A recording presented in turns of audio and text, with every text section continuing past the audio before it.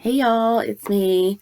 So if you've been following me on Instagram or if we're Facebook friends or whatnot, you know that this year I decided to only read female authors. And I've been chronicling my progress on Instagram, but then a couple weeks ago I was like, why not make some videos?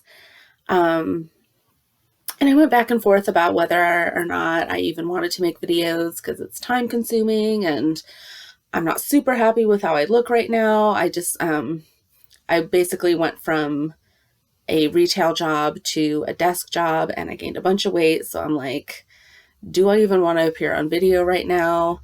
And then I was like, girl, just listen to some Lizzo and get over it. Because I really wanted to do these videos, basically. So um, I basically wanted to just chronicle on video the books that I'm reading, review them, talk about the authors, why I chose them, that sort of thing. I also wanted to talk about why I even decided to spend this year reading women. And basically, it's just like, why not? Like, I'm sure there are plenty of people who have spent an entire year reading nothing but male authors and they didn't even do it on purpose. Um, there were a lot of women on my TBR list, a lot of women authors that I've been wanting to get into because a lot of them, I read a short story by them in a collection, and I was like, that story was really good. Maybe I'll read some of their novels. A lot of them I looked at like reviews, and there's just been a lot of women that I've been wanting to read. So I thought, why not make it a thing and do a year of reading women? Um, I am taking a different approach to reading than I usually do. Normally, I just pick up a book, read it, and then I don't know what I'm going to read next until I finish that book and look at my shelf and figure out what I'm in the mood for. But this year, I actually made myself a list. I planned it out, what I'm going to read. Last year and the year before, I read about 40 books. So I made a list of 40 books, and then I have some backups in case I go over 40. In addition to just reading women, I also wanted to expand my horizons as far as genres. I realized last year that I read mostly novels. There were a lot of short story collections on my shelf that I wanted to read. I also wanted to read some poetry. I wanted to read some nonfiction. So I color coded my list. So all the novels are in this lovely mint green. And then all the other genres are in this lovely lavender that matches my lip color. And my backups are in this little periwinkle color. So hopefully I'll be able to get to all of these books. And I want to mention that all of these books that I chose were already on my to be read list. Most of them were already on my shelf. I already owned them. I think there were only 2 on this list that I had to go out and buy. So it's not like I'm, reading things I wouldn't normally have wanted to read just for this challenge. They literally were already on my radar, already on my to be read list. I'm just reading them all in one year. And I wanted to make this list because I find myself buying a book or finding a book on my shelf and being like, oh, let's make sure we include that in my year of reading women. And, I just found myself doing that over and over. So I was like, you know what, just let me make this list. So I have all these books that I make sure I hit during that year. I also wanted to make sure that it was nice and diverse. It would have been super easy for me to just read a bunch of straight white cis women, because that's mostly what's on my shelf, to be perfectly honest. But I didn't want to do that. I wanted to make sure my selections were diverse for this year, for my year of reading women. So I made sure I included authors of color. I made sure I included LGBT authors, just to really get that diversity in there. I also decided to extend my year of reading women into my book fairying habits. So if you don't know what a book fairy is, basically it's this movement of people who leave books places for people to find. Let me find one. We've got these, I don't think I have one ready right now, but we've got these little stickers. They say, you know, take this book, read it, and then leave it for somebody else. And you just slap the sticker on a book and leave it somewhere for someone to find.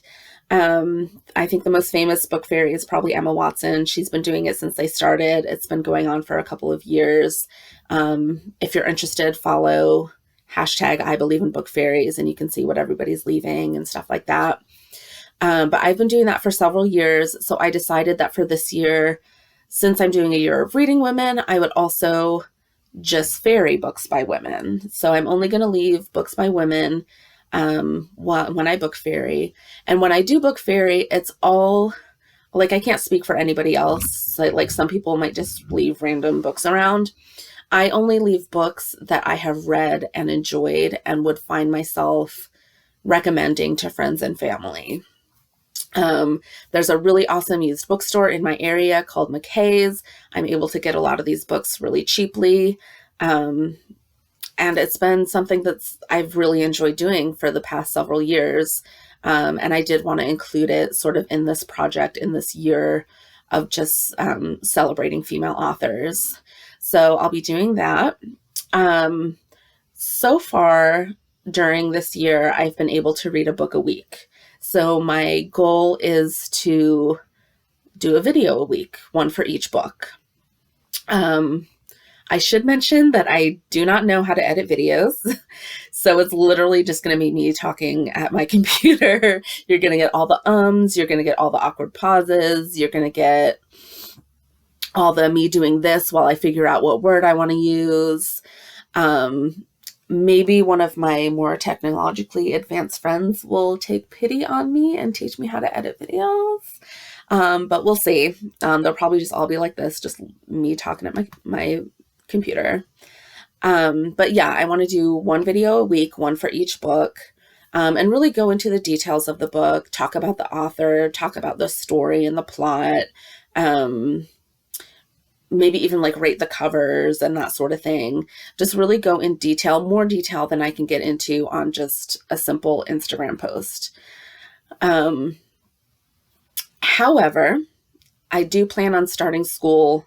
If everything goes to plan, I'll be starting school in August, and that is going to take up a lot of time because I'll be doing school and I'll still be working. I'm sure there's going to be a lot of outside work and outside reading for school.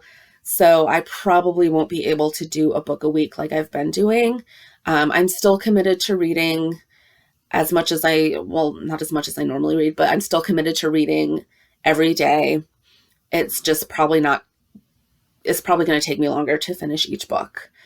And then if things really get time crunched when I'm at school, I might sacrifice the videos. Posting on Instagram is something I can do in my downtime at work. But these videos really take a lot of time. I got to do my hair and makeup. I got to find a time where the lighting is right, when my family isn't home and making noise. So the videos are kind of time consuming. So if I really get time crunched when I'm at school, the videos might have to be sacrificed. I'm hoping they don't, though. I'm going to try my hardest to still do the videos, especially if I find that people enjoy them. You know, I don't know if people are going to watch this. If no one's watching, then I'll probably stop doing them. But if people do end up enjoying them, I will try to make that commitment to doing at least some videos. Maybe I do one video per 3 books and have just a long video about 3 books. You know, I don't know. But when that time comes, I will figure out what's going on and I'll make that decision and let y'all know. If you're interested in my year of reading women, you can follow me on here. Obviously you can subscribe, or I'm posting everything on Instagram. My bookstagram is at shy1Persephone, Persephone like the Greek goddess, shy, the number 1, and then Persephone.